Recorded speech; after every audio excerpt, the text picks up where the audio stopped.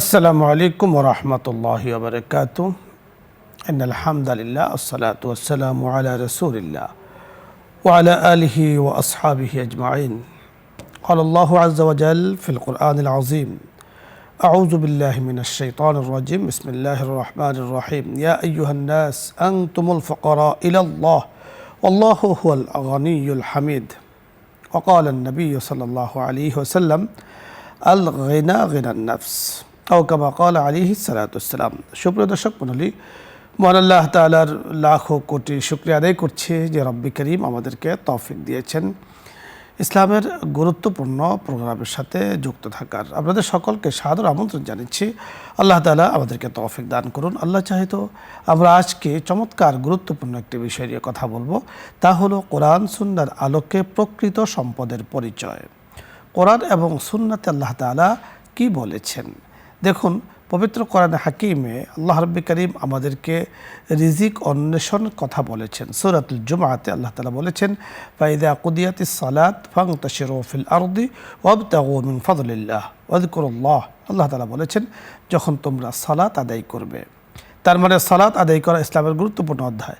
ফান্তাশিরু feel আরদ, তোমরা জমিনে ছড়িয়ে পড়ো, অর্থাৎ নিজের দেশে ভূমণ্ডলে তোমরা বিভিন্ন জায়গাতে ছড়িয়ে পড়ো এবং রিজিক তালাশ করো। ওয়াবতাগু মিন ফাদলিল্লাহ, তোমরা আল্লাহ তাআলার অনুগ্রহকে, আল্লাহ পাকের নিয়ামতকে তালাশ করো। এখানে মুফাসসিরিনে কেরাম বলেছেন এখানে ফদলুন অর্থ হলো আল্লাহ পাকের রিজিক, আল্লাহ পাকের দেয়া ধন ভাণ্ডারকে তোমরা তালাশ করো। বোঝা গেল যে আল্লাহ তাআলা কার জন্য কোথায় কখন কিভাবে রিজিক রেখেছেন সেটা তিনি ছাড়া আর কেউ ভালো জানেন না, আর কেউ জানেনই না, কিছুই জানেন না, তিনি ভালো জানেন। তাই আল্লাহ রাব্বুল কারীম আল্লাহ পাকের সন্তুষ্টির সহ যে রিজিক যাকে দান করেছেন সেটাই হলো প্রকৃত সম্পদ। আল্লাহ পাকের কাছে এই সম্পদের দাম অনেক অনেক বেশি। যিনি আল্লাহ পাকের সন্তুষ্টি অর্জন করেছেন, আমরা মনে করছি যে শুধুমাত্র সম্পদ, এটাকে আমরা মনে করি যে সম্পদ বলি বা মাল বলি, আসলে নয়। আল্লাহ পাকের সন্তুষ্টি অর্জনের মাধ্যমে সুস্থতা, সৌন্দর্যতা, আল্লাহ পাকের সন্তুষ্টি অর্জন, আনুগত্যতা স্বীকার, আনুগত্য অনুযায়ী চলা, সেটাই মূলত প্রকৃত অর্থে রিজিক। ধরুন এক মানুষ শুয়ে আছে, অসুস্থ, নড়াচড়া করতে পারে না, সারা জগতের সমস্ত কিছুর মালিকও যদি তাকে বানিয়ে দেয় তার কিছু যায় আসে না। তার একটু প্রয়োজন হলো সুন্দরভাবে হাঁটা, সুন্দরভাবে চলা, সুন্দরভাবে বলা এবং সুন্দরভাবে আল্লাহ পাকের দেয়া নিয়ামত ভোগ করা, এটাই তার জন্য রিজিক। আল্লাহ তাআলার সন্তুষ্টি যারা পাবেন, আল্লাহ পাক তাদেরকে এই রিজিকগুলো দান করবেন। দেখুন একজন মানুষের পেটে ব্যথা, তো পেট ব্যথার কারণে জগতের সকল কিছু তার সামনে আনা হলো, তার কাছে কিছুই ভালো লাগবে না, তার প্রয়োজন হলো তাৎক্ষণিকভাবে পেট ব্যথাটাকে দূর করা।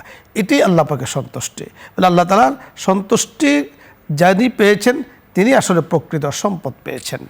এবং রাসূল আকরাম সাল্লাল্লাহু আলাইহি ওয়াসাল্লাম বলেছেন আল গিনা গিনান নাফস, প্রকৃত ধনী তো সেই যার মনটা ধনী, যার মনের মধ্যে সব সময় সকলের জন্য মায়া, যার মনের মধ্যে নাই কোনো হিংসা, যার মনের মধ্যে নেই কোনো বিদ্বেষ, যার মনে নেই কোনো গীবত শিকায়েতের মানসিকতা, যার মনটা হলো অপরের জন্য কাঁদে, ভরপুর মন, খালু মানুষকে দিতে মনে চায়, মানুষের আল্লাহ পাকে সন্তুষ্টি অর্জন করতে মনে চায়, মানুষের কাছে গিয়ে মানুষের প্রয়োজনকে পূরণ করে আল্লাহ পাকে সন্তুষ্টি যিনি অর্জন করছেন, রাসূল আকরাম সাল্লাল্লাহু আলাইহি ওয়াসাল্লাম বলেছেন প্রকৃত ধনী কিন্তু সেই। দর্শক মণ্ডলী, মাল সম্পদ আল্লাহ পাকের দেয়া নিয়ামত, আল্লাহ পাকের হুকুম মোতাবেক সেটাকে পরিচালনা করা। দেখুন আল্লাহ পাকের দেয়া নিয়ামতের মধ্যে আমাদের যে শারীরিক সুস্থতা, এটা অনেক বড় নিয়ামত। আল্লাহ পাকের সম্পদের মাঝে, আল্লাহ পাকের দেয়া নিয়ামতের মাঝে শান্তি প্রশান্তি, এটা অনেক বড় নিয়ামত।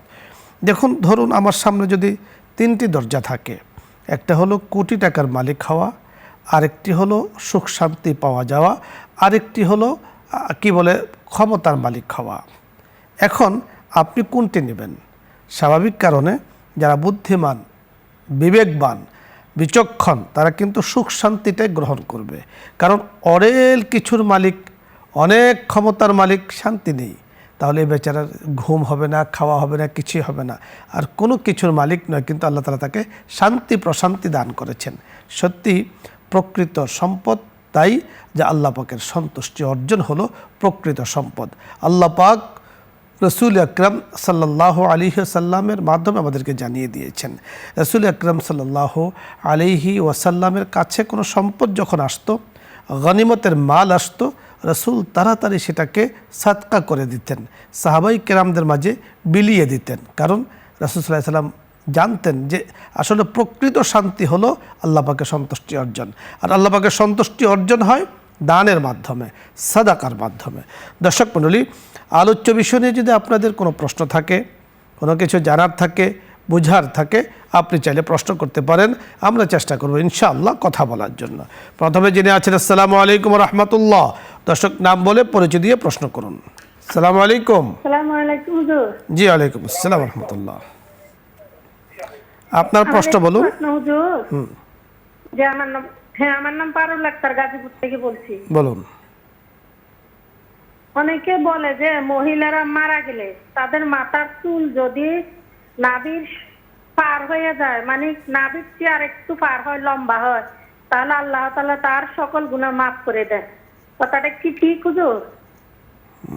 জি ধন্যবাদ। পরের দর্শক, আসসালামু আলাইকুম রহমতুল্লাহ।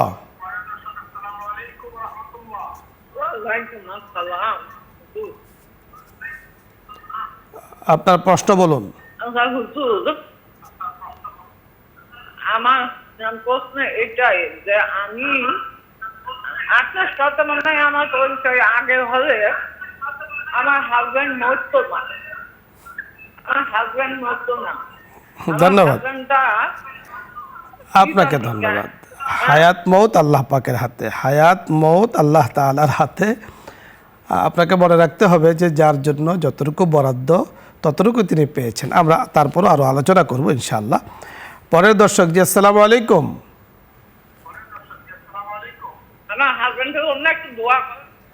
জি ধন্যবাদ। পরের দর্শক, আসসালামু আলাইকুম রহমতুল্লাহ। দর্শক শুনতে পেয়েছেন, প্রশ্ন বলুন। ধন্যবাদ। দুটো প্রশ্ন আমরা পেয়েছি। প্রথম যে প্রশ্নটি করেছেন আমাদের গাজীপুর থেকে পারুল আক্তার নামে এক বোন, আপনি যে বিষয়টি জানতে চেয়েছেন যে মা বোনদের মাথার চুল যদি নাভি ছাড়িয়ে যায় তাহলে তার সকল গুনাহ মাফ হয়ে যাবে। এই কথাটি সহি সূত্রে বর্ণিত কিনা? না, এই কথাটি সহি সূত্রে বর্ণিত না, অন্তত আমার জানা নেই। কারণ হলো মুক্তির উপায় হলো আমল, চুল নয়। আল্লাহ পাক কবরে মুক্তি দান করবেন, নাজাত দান করবেন নেক আমলের মাধ্যমে, চুল বড় ছোটের মাধ্যমে নয়। জগতে আমাদের মা বোনদের জন্য আল্লাহ পাক একটা শোভা দিয়েছেন, তারা চুলকে বড় রাখবে, সৌন্দর্যতা থাকবে, সেটা তো জাগতিক। এটার সাথে আসলে মুক্তির কোনো সম্পর্ক অন্তত আমার জানা নেই। আরেকটি প্রশ্ন করেছেন আরেকজনে যে আপনার স্বামী হয়তো মারা যেত না। দেখুন, আপনার স্বামী বর্তমানে আপনি আমাদের নিউজ 24-এর লাইভ প্রোগ্রামের মাধ্যমে অনেক দোয়া দরুদ পড়ছেন, আমল করছেন, আপনাকে ধন্যবাদ। তবে স্বামীর মত এটা আপনার আবেগের কথা। মত এমন এক জিনিস, এমন এক বিষয়, এক সেকেন্ড আগেও নয় পরেও নয়। আপনি দেখুন, অনেক মানুষ সুস্থ সবল, তিনি মারা যাচ্ছে, আর ঘরের মধ্যে বৃদ্ধ দাদা দাদি শুয়ে আছেন, কাতরাচ্ছেন, তারা ইন্তেকাল করছেন না। তার মানে কি বোঝা গেল? তাদের হায়াত আছে, ইনার হায়াত নেই। যার হায়াত আছে তিনি বেঁচে আছেন, যার হায়াত নেই তিনি চলে গিয়েছেন। এটা হলো মৌলিক বিষয়। আশা করছি মনের আবেগ থাকা ভালো, তবে অতি আবেগ নয়, যে আল্লাহ পাকের কোরআন আয়াতের বিরোধী যাতে না হয়ে যায়, এই বিষয়গুলো খেয়াল রাখতে হবে। পরের দর্শক, আসসালামু আলাইকুম। আসসালামু আলাইকুম হুজুর। ওয়ালাইকুম আসসালাম। আসসালামু আলাইকুম হুজুর। জি জি, প্রশ্ন বলুন। আসসালামু আলাইকুম হুজুর। টিভির ভলিউম কমিয়ে প্রশ্ন করি। নিয়মিত দর্শক হুজুর, আমার হাজবেন্ড মারা গেছেন 7 বছর। আপনাদের বলছিলাম মিলাদ পড়া যায় নাকি, আপনারা বলছেন যায় না। এখন আমি 41 বার সূরা ইয়াসিন পড়তেছি, আর হুজুর সদকা দিতেছি, যারা নামাজ পড়ে এইরকম লোককে সদকা দিতেছি না, একদম দরিদ্রদের দিব হুজুর। জি ধন্যবাদ। পরের দর্শক, জি আসসালামু আলাইকুম রহমতুল্লাহ। ওয়ালাইকুম আসসালাম। প্রশ্ন বলুন। ওটা কি টিভিতে প্রশ্ন জিজ্ঞেস করে ওইটা? জি জি ওইটা, আপনি প্রশ্ন বলুন। টিভির ভলিউম কমিয়ে নিন। হুজুর বলুন। হুজুর আমি আর প্রশ্ন ছিল যে টিভি দেখা কি পাপ? টিভি ঘরে রাখা কি পাপ? আমি তো এখন ইসলামের জিনিস দেখতেছি, ইসলামের অনুষ্ঠানগুলো ওগুলি দেখি বেশিরভাগ। জি ধন্যবাদ। আমরা কথা বলছি। পরের দর্শক, আসসালামু আলাইকুম। ওয়ালাইকুম সালাম। প্রশ্ন বলুন। আসসালামু আলাইকুম হুজুর। ওয়ালাইকুম আসসালাম, আপনার প্রশ্ন বলুন। আমার প্রশ্ন জি হুজুর, আমি অসুস্থ থাকি, বিছানায় পড়ে বেশি, আর একটু হাঁটতে পারি না, ব্যথা, একটু দোয়া করি। জি ধন্যবাদ। এরপরে দর্শক, আসসালামু আলাইকুম। ওয়ালাইকুম সালাম ওয়া রাহমাতুল্লাহি ওয়া বারাকাতুহু। প্রশ্ন বলুন। হুজুর ভালো আছেন? আলহামদুলিল্লাহ, আল্লাহ তাআলা ভালো রেখেছেন।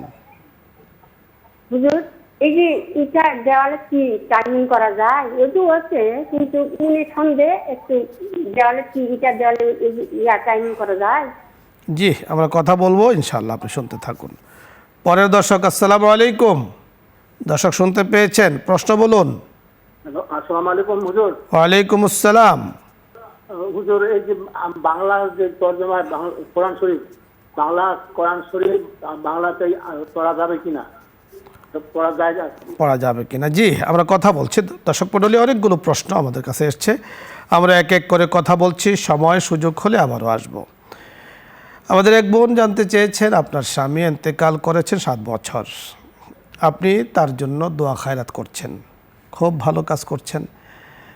আপনি তার জন্য কোনো আয়োজন করে যদি খরচ করে তার জন্য খাওয়াতে চান, তারও কিন্তু সুযোগ আছে। আমরা নিষেধ করেছি দিনক্ষণ ঠিক করে তার জন্য দোয়া করা, এটাকে নিষেধ করেছি। এবং এটাকেই মনে করা যে এটা করলে তিনি অনেক কিছু পাবেন, না করলে পাবেন না, এরকম এই বিশ্বাসটাকে আমরা আসলে নিষেধ করেছি। আপনি আপনার স্বামীর জন্য যে কোনো সময় দোয়া করবেন, যে কোনো আয়োজন করবেন, যে কোনো সাদাকা করবেন। তবে সাদাকার ক্ষেত্রে নামাজি ব্যক্তিকে সাদকা করলে নিঃসন্দেহে তার ফজিলত অনেক বেশি, কারণ আপনার এই অর্থ দিয়ে তিনি খাবার খাচ্ছেন, সালাত আদায় করছেন, ইবাদত করছেন, এর ফজিলত অনেক বেশি। ধন্যবাদ। আরেকজনে প্রশ্ন করেছেন যে টিভি দেখা কি পাপ? দুটো বিষয়, একটা হলো টিভি দেখা আর একটা হলো টিভি রাখা, দুটো বিষয়। টিভি দেখতে রাখা, আপনি তো আপনার ঘরে একটি মেশিন রেখেছেন, একটা প্রচার মাধ্যমকে রেখেছেন, সংবাদ মাধ্যমকে রেখেছেন, আপনার ঘরে আপনি পত্রিকা রাখেন, এটা কেউ বলবে না পাপ।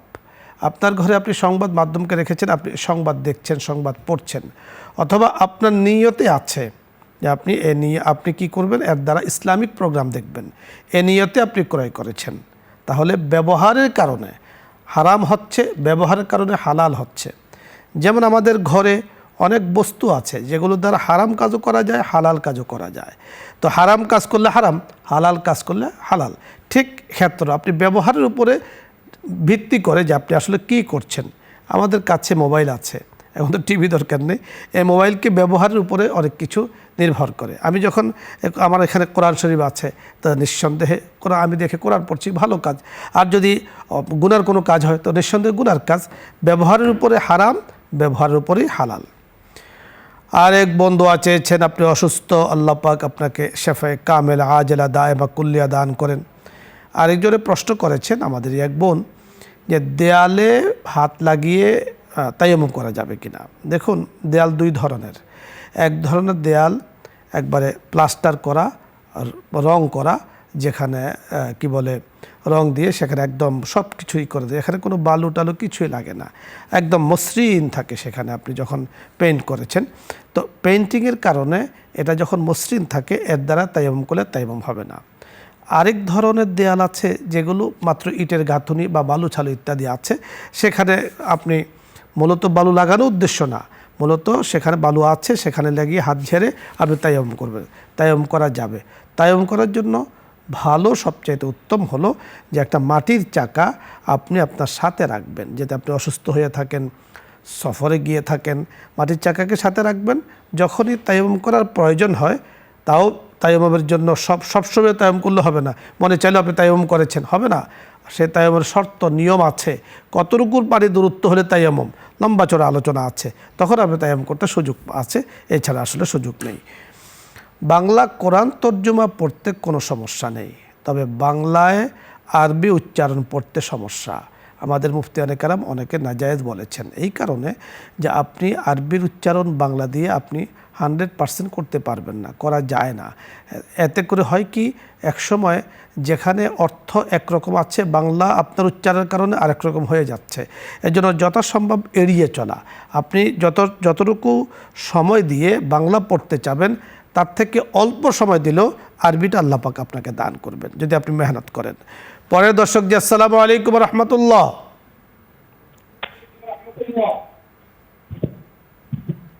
জি হুজুর, আসসালামু আলাইকুম। ওয়ালাইকুম আসসালাম রহমতুল্লাহ। প্রশ্ন বলুন।